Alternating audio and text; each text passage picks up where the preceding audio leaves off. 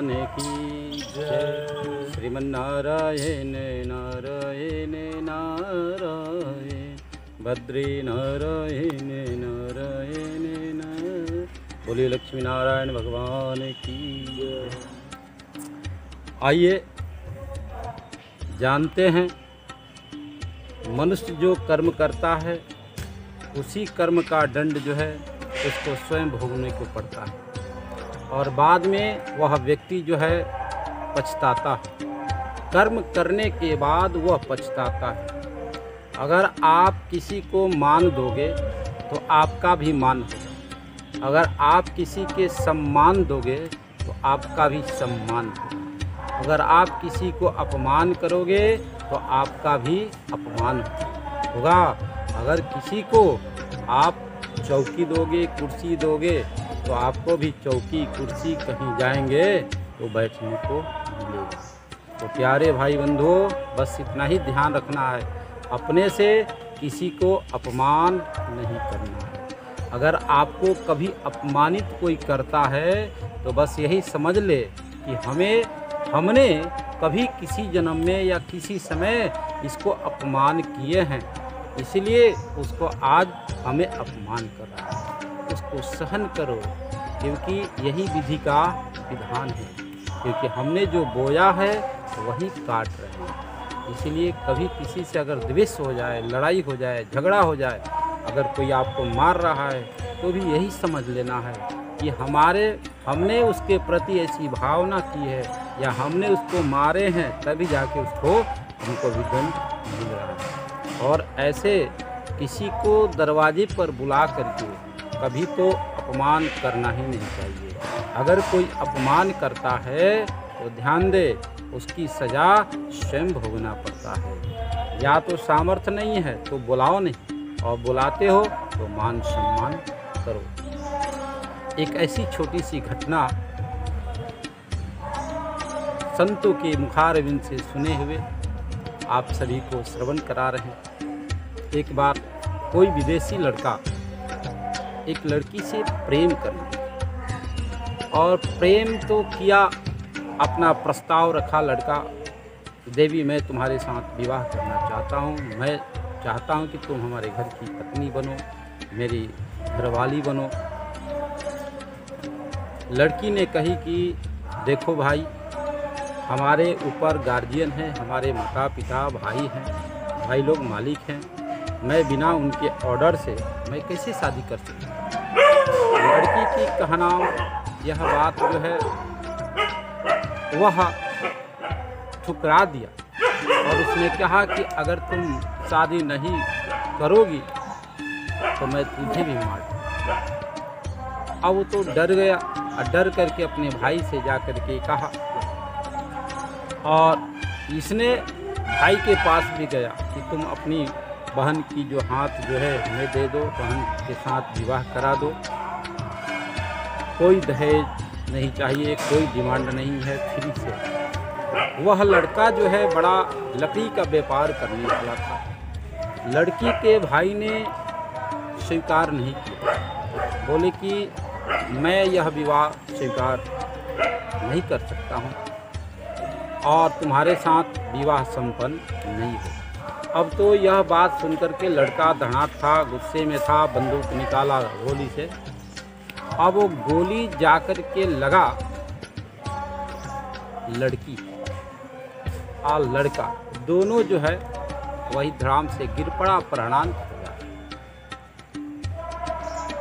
समय बीतता गया, ये लड़का जो है लकड़ी का काम करने वाला, नित्य प्रतिदिन जो है लकड़ी काट करके और बिक्री करता था। 20 वर्षों के बाद ऐसा संजोग आया कि वह उसी स्थान पर, जिस स्थान पर लड़का लड़की को मारा था, वह गोली निकल करके उस समय जो है उसे के पेड़ में जा करके अटक गया। और 20 वर्षों के बाद वह गोली जो है, जब ये लड़का गया वृक्ष को काटने के लिए, देखो कितना संजोग बनता है। लड़का को भी पता नहीं है कितने वर्ष बीत गए, ये सी घटना घटे हुए 20 वर्ष बीत गए। सोच लो, लोग कहते हैं कि करनी का दंड नहीं मिलता है। करनी का दंड 20 क्या 100 वर्ष के बाद भी भोगना पड़ता है, और जब तक नहीं भोगेंगे तब तक आने जाने का चक्र जो है हमारा लगा रहता है। जब तक हम किसी के कर्जा लिए रहेंगे तब तक हमको जन्म लेना है और इस धराधाम पर आना है। जब तक उसकी पूर्ति नहीं हो जाएगा तब तक हमारा मोक्ष और उद्धार नहीं हो सकता है। इसलिए सावधान रहे। 20 वर्ष के बाद वही लड़का वहीं उसी जगह पर जहां वो गोली चलाया था, और गोली एक वृक्ष में जाकर के टिक चुका, अपने काटने वाले को आदेश दिया कि जाओ इस लकड़ी को काटो, वृक्ष को काटो। ये काटने के लिए लोग गया, और काटने के लिए जैसे आरी लगाया तो आरी लगते ही वह गोली जो है वहाँ से निकला, और ये लड़का जो 20 वर्ष पहले गोली चलाया था इस लड़के के दिमाग मस्तक में लगा, और लगते धड़ाम से पृथ्वी पर गिर पड़ा और उसका प्राणाम किया। तो करने का जो दंड है, करने का जो भोग है, हम जो करते हैं तो ध्यान रखना, आज नहीं तो कल इसका दंड भोगना पड़ता है।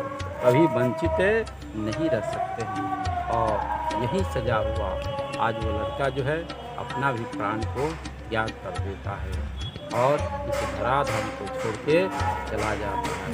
इसलिए धन के घमंड में, बल के घमंड में, ऐश्वर्य के घमंड में आप किसी को अपमान मत करना। अगर आज अपमान करोगे तो कल भी आपकी अपमान कोई करेगा। इसलिए सावधान रहना है। हर पल हर क्षण सावधानी हटी दुर्घटना घटी। इसलिए सावधान बना करके अपने जीवन को चलाना है। आज तो लोग थोड़ा सा धन हो जाता है, मदमस्त हो जाता है, अपने आगे किसी को नहीं लगाता है। थोड़ी सी बल मिल जाता है, फिर वो मदमस्त हो जाता है, अपने आगे किसी को नहीं लगाता है, और दूसरे को दंड देने लगता है, मारने लगता है, और उसको अपमानित करने लगता है। यहाँ तक तो छोड़ो, घर में जो है आप जिसके साथ अगिन की साक्षी लेकर के आते हो, पराई घर की लड़की को आप अपने घर बहू बना करके, बेटी बना करके, पत्नी बना करके ला करके रखते हैं, उसको भी अपमान करते हैं। ये भी अपमान का दंड जो है, या तो आप अगर पति पत्नी में लड़ाई हो रहा है तो समझ लेना अगले जन्म का कर्जदार है। इसलिए आपके घर में आकर के संयोग बना है। अगर जिसके घर में लड़ाई नहीं हो वहाँ घर में लक्ष्मी की बारिश होता है, आनंद ही आनंद होता है। इसलिए पति पत्नी का भी जोड़ा, जिसके घर में अगर प्रेम है, सहानुभूति है, एकता है, तो समझ लेना उसके घर में परमात्मा की बस बड़ी विशेष कृपा है। और जिसके घर में नित्य प्रतिदिन कलह हो रहा है, लड़ाई झगड़ा हो रहा है, आपस में पति पत्नी का मेल नहीं हो रहा है, वहाँ से लक्ष्मी तो कोसों दूर भाग जाएगी। लेकिन ध्यान ही रखना, किसी जन्म का ये हमारा कर्जदार है, जो आज स्वीकार करके उसको सहन करना पड़ता है, स्वीकृति करना पड़ता है। बेटा भी है तो बेटा भी समझिए, अगर बेटा बड़ा होने के बाद अगर आपकी सेवा नहीं करता है, आपसे ही सेवा ले रहा है, तो समझिए बेटा भी हमारा कर्जदार है। इसलिए अपने ही करने का दंड जो है हम सबको भोगना है। अगर बेटा कमा करके पिता की सेवा कर रहा है तो समझे बेटा कर्जदार है, नहीं तो बाप जीवन भर। कभी कभी देखते हैं किसी के घर में लड़का अपंग हो जाता है, अंधरा हो जाता है, बहिरा हो जाता है, लंगड़ा हो जाता है, और उसके निवर्तिक जो है 2-4 नौकर रख करके उसकी सेवा कराया जाता है। तो ये भी हमारी कर्जदार है। हम किसी के कर्जदार हैं, किसी न किसी रूप से। तभी जो है हमको किसी से अनबन होता है, हमको किसी से प्रेम होता है, या कोई हमको मान सम्मान करता है, या हम किसी की मान सम्मान करते हैं। ये भी मान सम्मान अपने ही करने का दंड है, अपने ही करने का भोग है। इसलिए सावधान रहना, सुंदर कर्म करे और जीवन को आनंदित बनाए, आनंदमय रहे। आपका भी जीवन मंगलमय हो और सारे समाज समाज के भी जीवन मंगल में। यही भावना, यही कल्याण ध्यान रखते हुए हम सब से एक दूसरे से प्रेम करें, क्योंकि हम जानते हैं यह हम मनुष्य शत्रुपा के संतान है। और ये सृष्टि जो आदिकाल से जो सृष्टि चल रही है, ये सृष्टि में हम भी कहीं न कहीं किसी न किसी रूप में एक दूसरे के हम लोग अपना भाईचारे हैं। और कुछ नहीं, यहाँ संसार में मात्र 2 ही स्त्री पुरुष पधारे हैं और उसी के संतान। न यहाँ कोई हिंदू है, न कोई मुस्लिम है, न कोई सिख है, न ईसाई है।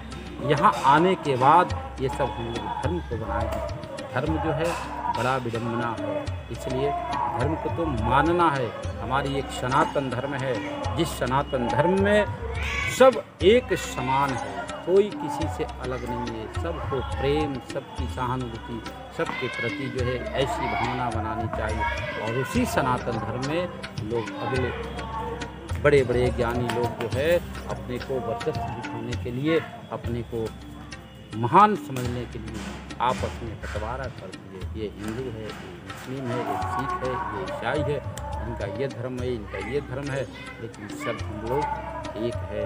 ऐसी एकतामय होकर के अपनी और एक होकर के भी हम लोग, और आज भी हम लोग एक ही, कोई अलग नहीं है। लेकिन हम लोग को सोचना समझना चाहिए, जो बड़े बड़े पद प्रतिष्ठित है वे लोग जात पात की जो भेदभाव कहते हैं, जात पात पूछे नहीं कोई, हरि के भजे से हरि की होई। तो प्रारब्ध में कहीं न कहीं चूक जरूर है, जिसके कारण जो है आज हम आपस में लड़ रहे हैं, आपस में भाई भाई लड़ रहे हैं, कोई किसी को समझ नहीं रहा है। यहाँ तक कि माता पिता भाई बंधु अपना में कहीं प्रेम नहीं है, यही दुख का कारण है। इसलिए यह दुख के कारण तक समाप्त होगा जब हम लोग थोड़ी समय अपना परमात्मा के चरणों में लगाए, एकता भाव बना करके अपने जीवन को आनंदमय बनाते हैं, तो हमारा जीवन खुशहाल होता है और आनंदित होता है। यही लक्ष्य बना करके जीवन में आगे की ओर करना चाहिए। हम सब मिल करके एक साथ रहो, तपस्वी हो और ज्ञानी हो, और ज्ञान का सही मार्ग बनाए, सही मार्ग चुने, और सबको लड़ाई नहीं, सबको प्रेम की भावना, प्रेम की काष्ठा को बढ़ा करके आगे के अपने बढ़े। किसी के प्रति मत्सर भाव नहीं हो, प्रेम भावना जागृत हो, और अपना भी जीवन आनंदमय। सर्वे भवन्तु सुखिनः, सर्वे सन्तु निरामयाः, सर्वे भद्राणि पश्यन्तु माँ कश्चित् दुःखभाग्। ऐसी भावनाएं रख करके आप सबकी सेवाएं करें, सबकी सेवा लें और आनंदित रहें। इसलिए प्रभु की कृपा ही सबसे सुलभ है। इसलिए सबके मान करें, मान में ही अपना भी मान है, सबके सम्मान में अपनी सम्मान है, औरों के अपमान में अपना अपमान है। इसलिए सबको मान दे मान हो सके, अपमान करे अपमान, यही तो देव की रीति है। इसलिए सबके प्रति मान सम्मान बना करके रखे। राक्षस भी है, फिर भी उसकी बुद्धि, क्योंकि राक्षस के सींग नहीं होता है, लेकिन उसकी कर्म, उसकी जो कर्म फल है वही राक्षस व्यक्ति को प्राप्त करा देता है। इसलिए ऊपर से कोई राक्षस बन के नहीं आता, यहाँ संस्कार जैसा मिल जाता है वैसे व्यक्ति। इसलिए आप सावधान रहें। जो भी संस्कार है, संस्कृति है, अपने बच्चों के प्रति, अपने प्रति, परिवार के प्रति सही मार्ग दे और जीवन को आगे बढ़ाए, आनंदित रहे। क्योंकि सारा संसार अपना है, अपने से कभी वैर मत करो, अपने से प्रेम सहानुभूति करो, यही